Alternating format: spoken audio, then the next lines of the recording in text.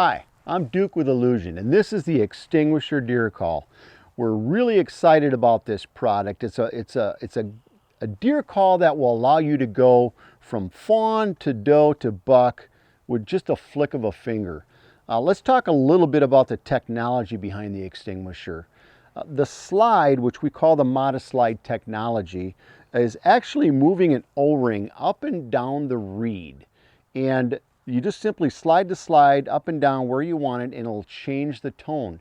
And no matter where you have the modest slide set, whether it's at fawn, doe, or buck, it's going to sound like a deer. So no matter where it's set, the call is always going to sound like a deer.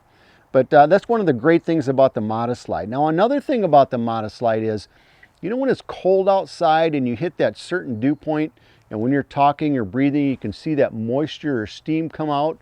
It's your breath that's condensing in the air. And what happens in those conditions is moisture will build up inside of your call. And in many cases, it's very cold out and it's actually below the freezing point. So that moisture that's coming out of your breath will load up in your call. It can either make it stick or it can either make it freeze.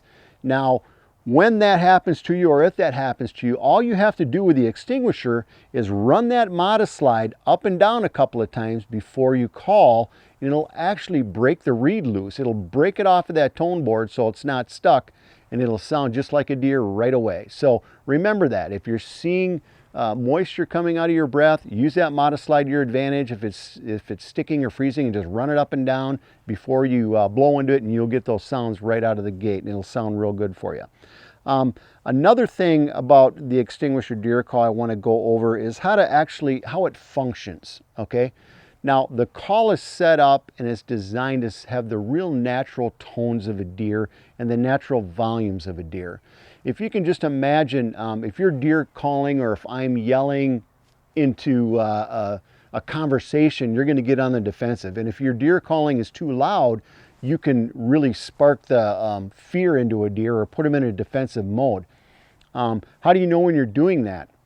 Well, if you call out a deer and you notice that they're not necessarily coming your way or don't look at you, it doesn't mean they don't hear you. Rod will talk about that as we get into our instructional on how you can tell how you're communicating with deer by their reactions. So the key is to have a wide range of volume and a wide range of tone and sound natural like a deer, especially from that 100 yards in. So let's get started on the function of the call and how to make it work properly. Now, the first thing you want to do is just simply place it between your thumb and your hand and wrap your hand around it. And the other thing is you just put it on your lip. I rest it on my bottom lip. And it takes very little air pressure to get this thing going. You don't actually blow hard into it. You just simply breathe into it and just make a nice little sound. Now, it's really even air pressure. I'm just breathing into the call, kind of saying, ha. I'm not making any noise, voice, or anything. I'm just easing the air through the call. So once the call is actually working and that reed is vibrating up and down, the next thing you want to do is chamber it so it sounds to the pitch that you want. Now, you can fluctuate the sound of each note by using your hand. What I like to do is hang my end finger off the end of the call, and that's what we call choking it off. And then I take another hand, a baffle hand, and I'll put it out in front so I can have more variation and more control over the pitch of my call. Now, the harder the air goes through, the little bit higher and louder the pitch.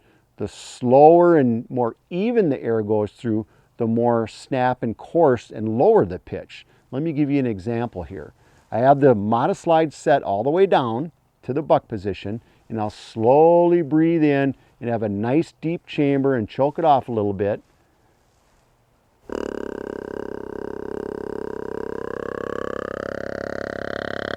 Now, did you notice at the end of that note when I lifted my hand off and opened up that pinky finger a little bit, it got to be a little bit of a higher pitch. So I got a tone variation with that note with a nice even air pressure. Now, if I want to be more aggressive, I can add a little bit more air, pick up the volume.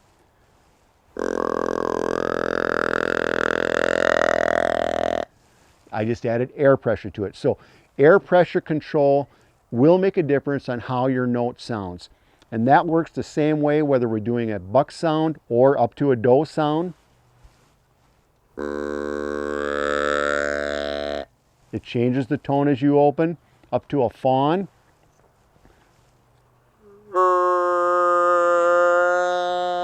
You notice that that changed as well. So keep that in mind, that you're changing your tones with your hand if that's something that you want to do. Now, another thing that we can talk about is getting the different pitches and the actual vocabulary out of the call itself and what it takes to communicate with a deer.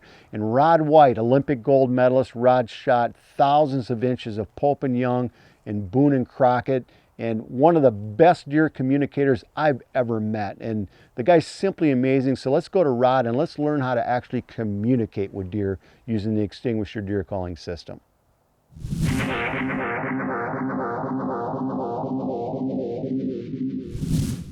There are a lot of different communications that deer use throughout the entire season. The ones we're focused on, for the most part, obviously are the ones whenever we're up in the tree and we're hunting throughout the season. In the early part of the season, when you hear does bleat, it's generally more of almost an assembly call, I guess you'd call it.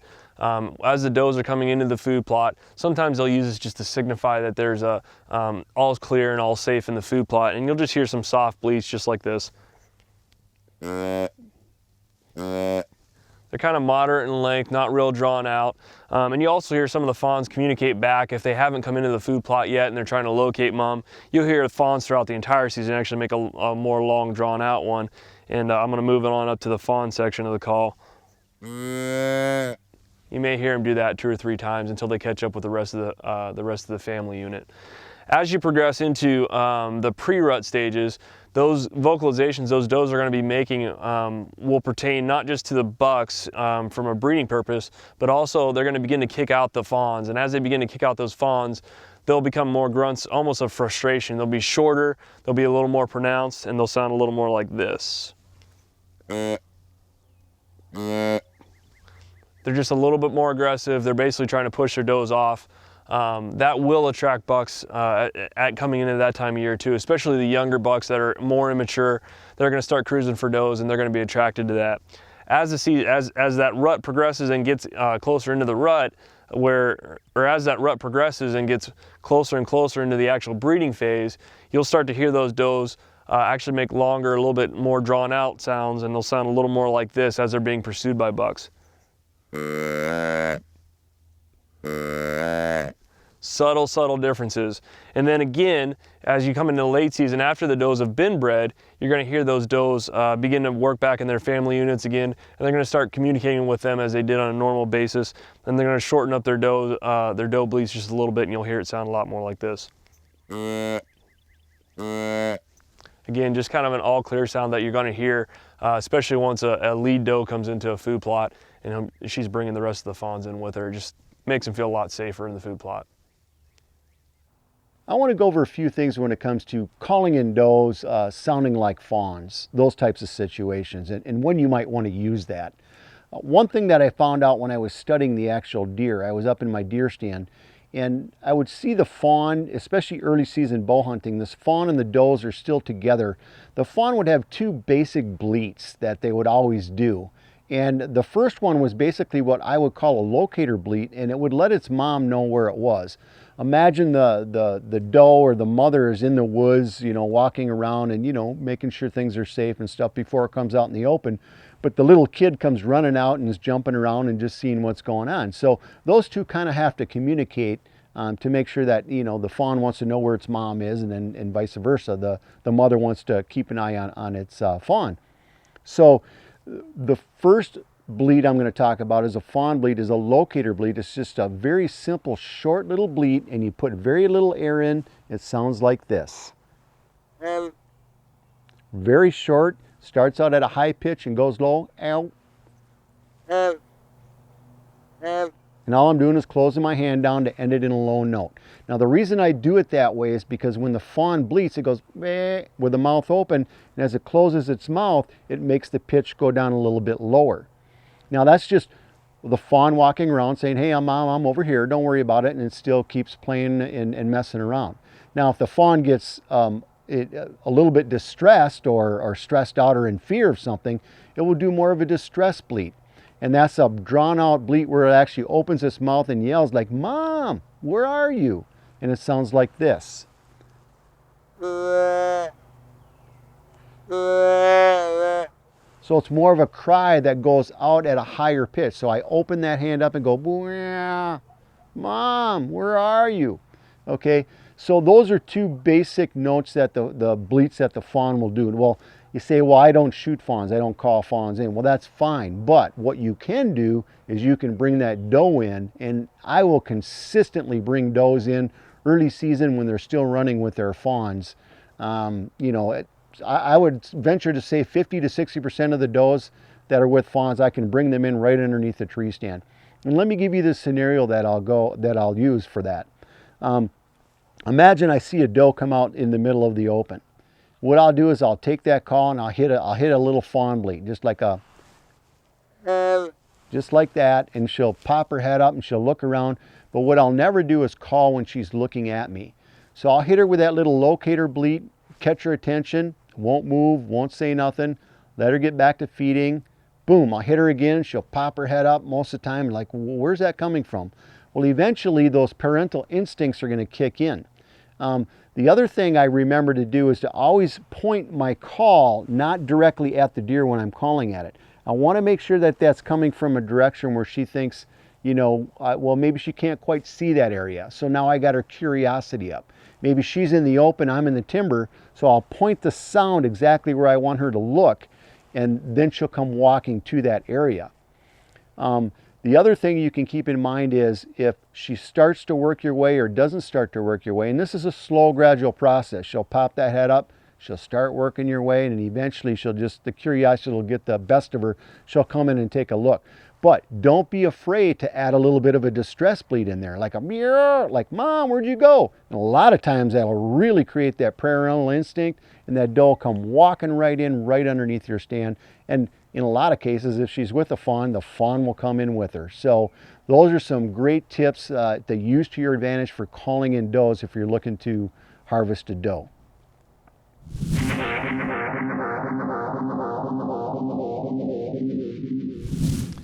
The most common vocalization you're going to hear from a buck perspective is just a simple contact grunt.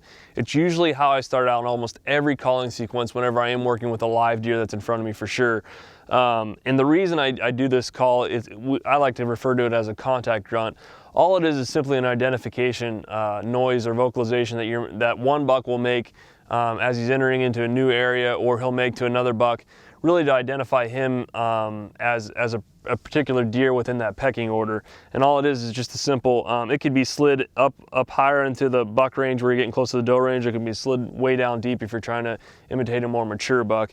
But in general, I'm trying to match that vocalization with the age of that deer. So let's just take a 2.5 or a 3.5-year-old buck, for example, that I want to make that sound. I'm going to slide it about mid-range on the call, and I'm just going to hit it just real simple, a real quick burst of air. It sounds like this. And that's all there is to it, a real simple grunt. It's non-aggressive. It means nothing more than, hey, I'm a deer that's in the area. The strategy behind using a contact grunt is simply when I'm not sure what mood a deer is in, or depending on the time of the year, I'm going to hit that contact grunt just to see what kind of reaction I get out of a deer. If I see a deer stop and see his ears swivel towards me, I know I've got his attention with a contact grunt. And from there I can discern whether he's going to become a more dominant buck and try to approach me, or whether he just wants to identify what age structure I might be. That's where you'll get into the more advanced types of calling, where you get into longer, deeper grunts and try to imitate different age class deer, depending on what type of deer you're hunting, what age class deer you're hunting in your area.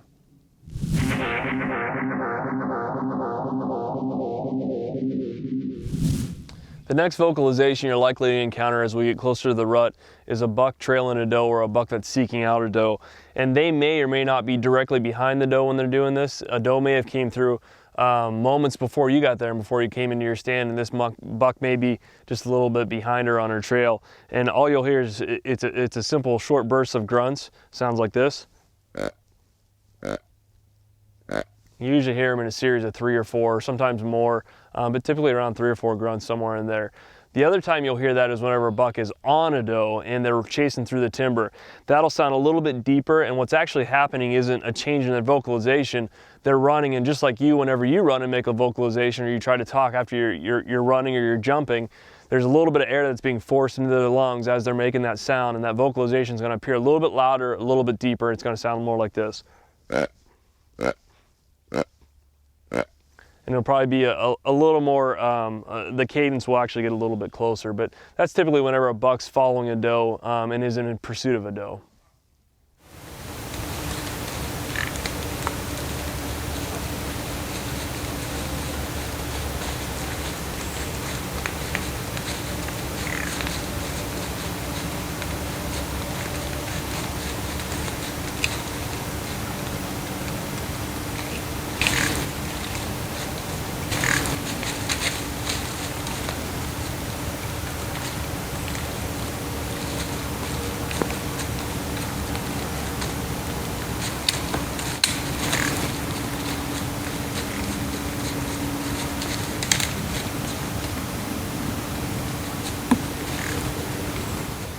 Now, the most common time I'm going to use a trailing grunt is typically whenever I've got a buck that's just out cruising around. I want to make him think that I've got a doe that's already come through and I've got a buck that's hot on a trail of a hot doe. So that's, for the most part, whenever I use that, whenever I know that a buck is actively seeking a doe. And the way you'll know that is they're moving at a pretty quick pace and they're cutting a lot of trails sideways across instead of walking the trails lengthwise. They look like they're on a mission, and they're going to be cutting as many trails as possible. Those are the ones that I know are really, really susceptible to that type of a grunt.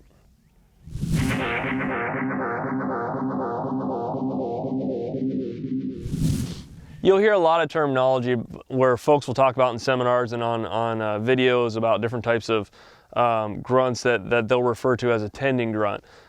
In my opinion, from what I've seen, there's really not much difference between what I would call a tending grunt and a breeding grunt. And you don't hear a whole lot about a breeding grunt, but a tending grunt is typically a grunt that a younger buck will make as he's trailing a doe. A breeding grunt is a long, drawn out, very deep grunt. It's usually made by more mature deer.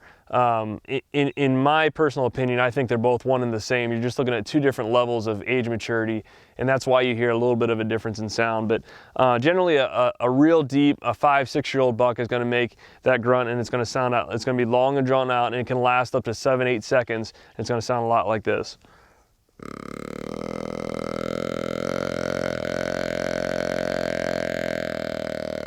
You're breathing a lot slower into the grunt. And the reason you're doing that is it's gonna start to actually make some clicking sounds within the grunt itself. The tending grunt, or what folks are calling the tending grunt, I think is more of a younger deer doing the exact same type of grunt. It just sounds a little bit lighter. So you'll just slide it up a little bit if you're dealing with a deer that may be 2.5 and 3.5. You're still gonna make it kind of drawn out, but maybe not as long either. It's gonna last 3 to 4 seconds, and it'll sound like this.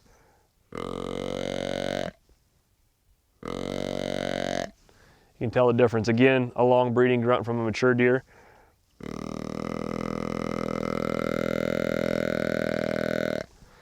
And a younger deer that's probably 2.5 and 3.5. Very, very subtle differences, but the tone is what really clarifies the difference in age structure.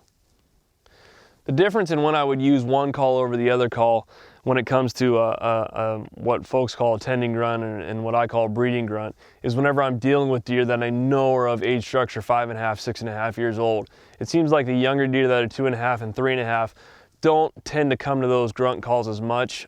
Maybe it's because they haven't yet learned what that vocalization means, especially if you're hunting in some portions of the Midwest or out east where you don't have deer of that age class structure, or deer that have the real deep tones to their grunts. So if you are hunting in an area where you have deer that are mainly 2.5, 3.5, maybe even 1.5, you're going to want to tend to use that what they call a tending grunt, or what we've just described as a tending grunt. And if you're hunting here in the Midwest, in Iowa, Kansas, Wisconsin, Minnesota, and you're hunting deer that you know are around that are 5.5, 6.5 years old, that's when you're really going to want to focus on using that real deep breeding grunt. That deep breeding grunt I'll use at 2 different times. One, I'll do it in essentially what folks will refer to as a blind calling sequence. I may do a long drawn out doe call and then do a long drawn out breeding call just when we're sitting around, we don't have much action going on because you never know when there's a deer in the next draw.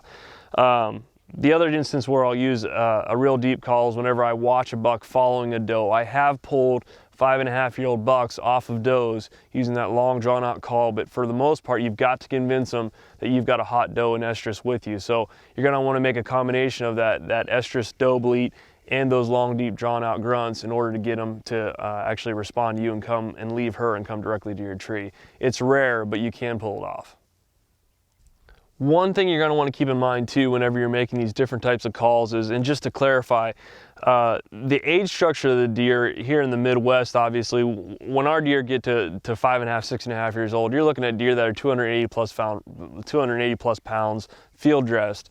When you get on the East Coast or you get down to Texas or you get in other areas of the country where deer aren't as big, those sounds obviously aren't going to be as deep either. So when you hear me say and relate a lot of this calling techniques to upper age class deer, I am referring to the age class of deer, but also to the size of the deer. Remember, small deer make a little bit higher pitched frequency noises, where a great big buck that's going to weigh 280, 290 or above that, especially when you get up in areas of Saskatchewan, those are going to be even deeper yet.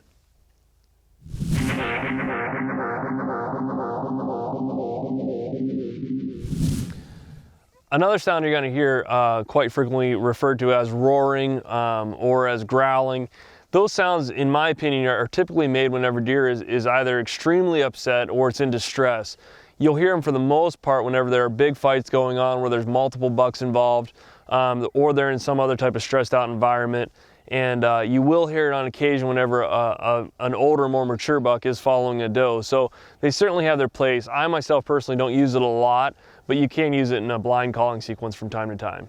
Remember, the more deer there are, the more eyes you have around you, and you may be working a buck thinking you're all alone, and before you know it, you've got a doe right below your stand that's got you nailed. So you have to be very, very cautious when you're using your calling sequences, and when you're attempting to communicate, try to communicate whenever your deer numbers are real low around you and not whenever there's massive numbers of deer around you.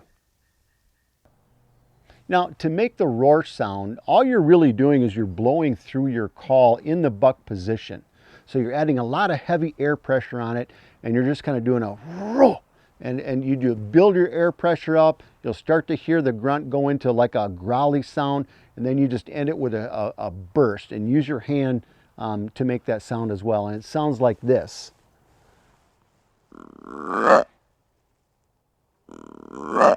You'll notice how when I hit that hard burst at the end, I open my hand, you'll get that roar.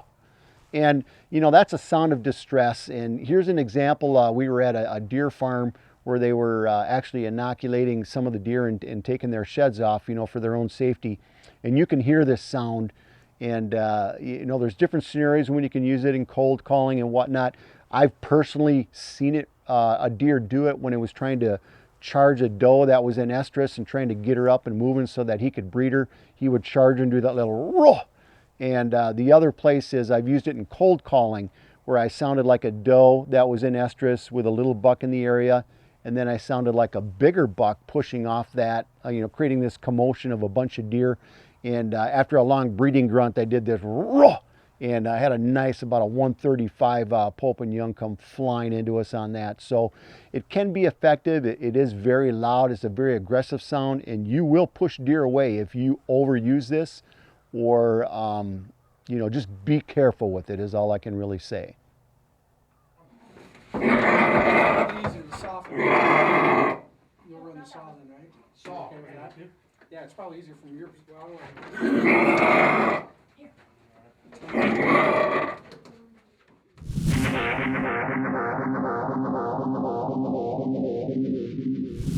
From time to time, you'll hear a clicking sound in the woods if you're really paying attention. And that is almost always exclusively used whenever a buck is following a doe. In fact, I don't believe I've ever heard it without a buck following a doe when they are ready to breed. And it's similar to, if you're an elk hunter out there, you've heard of the glunk before. It's very, very similar to that. It sounds just like this. And all I'm doing is simply flicking my tongue. You'll also hear that whenever a buck is becoming frustrated with a doe that's not quite ready to be bred, but is very, very close in that cycle. And you'll hear that clicking lead up into a long, drawn-out breeding grunt, and you'll hear it sound like this.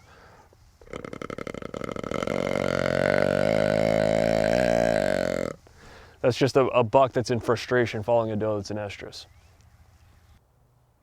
Now I'm going to break down making the pops or the click sounds. And all I'm going to do is I want to get a good little bit of volume in there, but it's just the shortest, tiniest burst of air that you can put into the call. And the best way to do that is to use your tongue and just do like a T or a tick sound. So you're going tick, tick, tick, tick, tick. And that's what I'm doing. And the shorter and the sharper, the better the pop or click. And this is how it goes.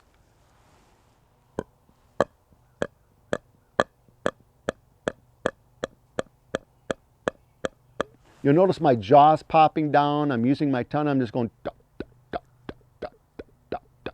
And you can run the cadence whatever way that best fits your calling needs. But that's how you do the pops and the click sounds.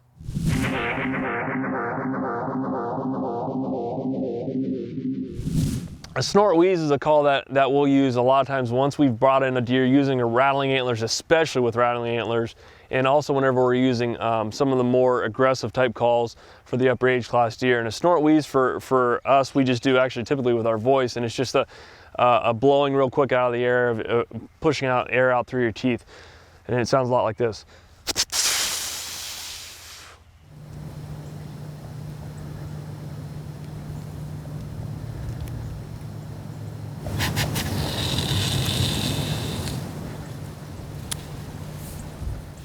Now, a snort wheeze call is something that it's another buck telling another buck that he's there and be aware of me. It's an aggressive sound. If you have a less dominant buck, it might get him out of there, but a lot of times what it'll do is it'll create that instinct, you know, well, who's over there, you know, especially if that's his territory. And this is a great example of how it can work for you, where we did a little snort wheeze out in the woods and just watched the reaction of this deer right here.